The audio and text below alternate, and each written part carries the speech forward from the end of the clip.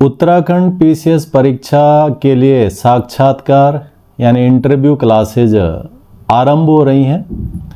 Eklavya IAS academy इस interview को विद्यार्थियों का एक ऐसा अंतिम स्ट्रोक की तरह जो है मानता है, जिसमें विद्यार्थी को अपने पिछले 20, 22, 25 साल के जो उसका पढ़ाई का, उसके जीवन का जो तमाम अनुभव है, उस अनुभव को उसे व्यवस्थित रूप से प्रशासनिक पद के अनुरूप प्रस्तुत करना होता है।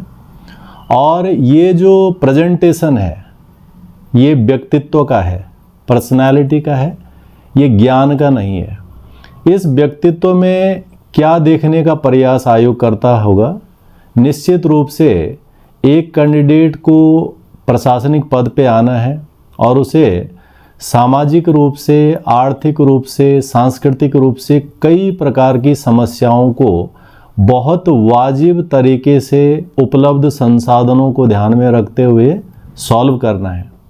तो एक कैंडिडेट के अंदर इस तरह की प्रतिभा का आंकलन करने का तरीका होता है विविध वैरायटी के क्वेश्चन उससे पूछना, साथ में उसका उन प्रश्नों के लिए प्रेजेंटेशन देखना, और ये बातें तमाम तैयारी करने वाले विद्यार्थियों को अपने उस प्रिपरेशन के अंदर जोड़ना होता है। तो एकलव्य आईएएस एकेडमी तमाम इंटरव्यू की तैयारी करने वाले विद्यार्थियों के लिए पूरा एक लंबा क्वेश्चनरी का प्लान कर रहा है, जिसमें उसके बायोडेटा यानी एकेडमिक सेगमेंट के क्वेश्चंस, उसके हॉबी के क्वेश्चंस, उसके जिले से संबंधित क्वेश्चन, उसको जो सांस्कृतिक चीज़ों से जो है संबंध है उससे संबंधित क्वेश्चन, राज्य की योजनाओं, साथ में जो मुश्किल समय पर जो है समाधान करने के लिए आवश्यकता था उनको, इन तमाम पहलुओं को ध्यान में रख करके तैयारी आरंभ होगी 13 दिसंबर से। तो तमाम विद्यार्थी जो उत्तराखंड पीसीएस के लिए साक्षात्कार कर रहे हैं वो संस्थान के साथ में जुड़ सकते हैं और अपने व्यक्तित्व के अंदर संपूर्ण निखार कैसे लाएं, क्या क्या चीज़ें हम उसमें जोड़ें, उनके लिए संस्थान के साथ जुड़ करके अपनी प्रिपरेशन को धार दे सकते हैं और अंतिम निर्णय में अपना चयन सुनिश्चित कर सकते हैं। 150 क्वेश्चन में मैक्सिमम मार्क्स कैसे लाएं, इस पर हमारी सारी रणनीति काम करेगी। धन्यवाद। स्टेट यूपीएससी जैसे 1 साल का है तो उसमें फिर भी हम लोग सोच सकते हैं कि हाँ एक बार ट्राई कर लें, बट स्टेट पीसीएस का मतलब आप एकदम से अपने 3 से 4 साल उसको डेडिकेट कर रहे हो, तो उसमें आने से पहले यदि आपको मौका मिलता है कहीं पर अच्छी जॉब करने का, तो मेरी ये सजेशन है कि उसको लीजिए, उसके साथ बेशक छुट्टी ले लीजिए, उसके साथ प्रिपरेशन कीजिए फुल टाइम प्रिपेयर करने से पहले। यही मेरी सजेशन है सर। अनुष्का, इस सफलता के लिए एक बार फिर से एकलव्य परिवार आपको शुभकामनाएं देता है, बधाई देता है और उज्जवल भविष्य की कामना करता है। साथ में जो है संतोष हैं और राज्य कर अधिकारी के रूप में चयन हुआ है। संतोष की जर्नी भी जो है लाजवाब ही है, ऐसे संघर्ष, ऐसे तमाम चीज़ें। तो संतोष, आप अपना वो अनुभव शेयर कीजिए ताकि तुम्हारे जैसे युवा फिर से उस लाइन में आकर के सफलता लें और आज की तरह मुकाम उनके पास भी एक समय के बाद ज़रूर पहुँचे। सबसे पहले तो आपका धन्यवाद हमें यहाँ बुलाने के लिए। सर, हम यहाँ पे देहरादून में 1999 में आए थे, तो उससे पहले हम लोग बेसिकली गांव में रहते थे। तो उस टाइम पे जो घर वाले थे उन्होंने भी बोला कि भाई गांव में रहो, अपने बच्चों को गांव में पढ़ाओ। बट बेसिकली इसमें जो मेरी मम्मी का रोल है वो बहुत ज़्यादा है। उनका इतना इंसिस्ट करना कि नहीं, हमें अपने बच्चे शहर में पढ़ाने हैं। एंड पापा जो है वो बेसिकली सीआरपीएफ में है मेरे, तो बेसिकली टाइम होता नहीं है, 1 साल में 1 महीना जो है बेसिकली वो घर आते हैं।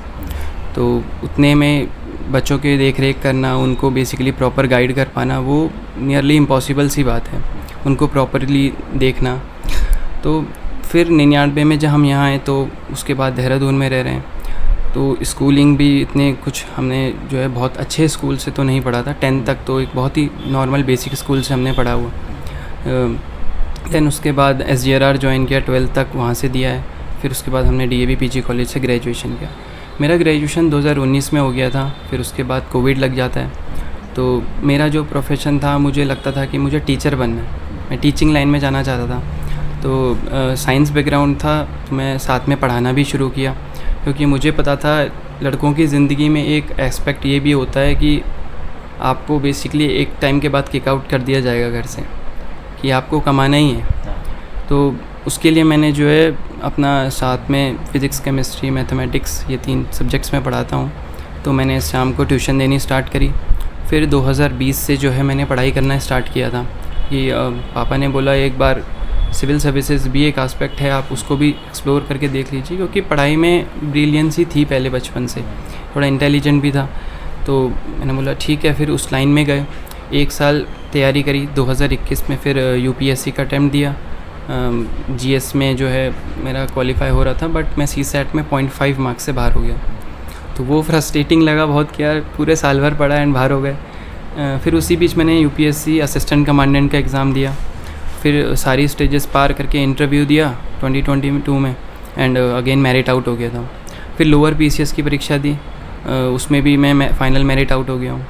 देन असिस्टेंट कमांडेंट की फिर से परीक्षा दी, उसमें भी मेरिट आउट हो गए थे। फिर एक इन्वायरमेंटल सुपरवाइज़र करके कोई एग्ज़ाम था, उसमें दिया, उसमें भी मेरिट आउट हो गया। तो बेसिकली बहुत फ्रस्ट्रेशन आ जाती है कि आप consistently same cheese repeat and repeat वही हो रहा है। एंड फिर उत्तराखंड पीसीएस भी मैंने प्री परीक्षा पास कर ली थी, फिर मुख्य परीक्षा आई 2023 में। तो वो पेपर जो 5 बार 4 बार पोस्टपोन हो रहा था, उस टाइम पे बेसिकली अपने आप को समेट के रखना कि नहीं होगा, एग्ज़ाम होगा, इस बार तो होगा। तो किया, करते रहे, लगे रहे, पेशेंस रखा, एंड अल्टीमेटली उसका फिर फल भी आज मिल रहा है। तो फल तो सभी देख रहे हैं, लेकिन जो उसके पीछे जो फ्रस्ट्रेशन है वो 3 साल की, कि आप रिपीटेडली आउट हो रहे हैं। तो इस बीच बेसिकली मुझे मेरी एक फ्रेंड ने एक लाइन बोली थी, वो लाइन मुझे बिल्कुल ऐसे चिपक गई है मेरे हार्ट से।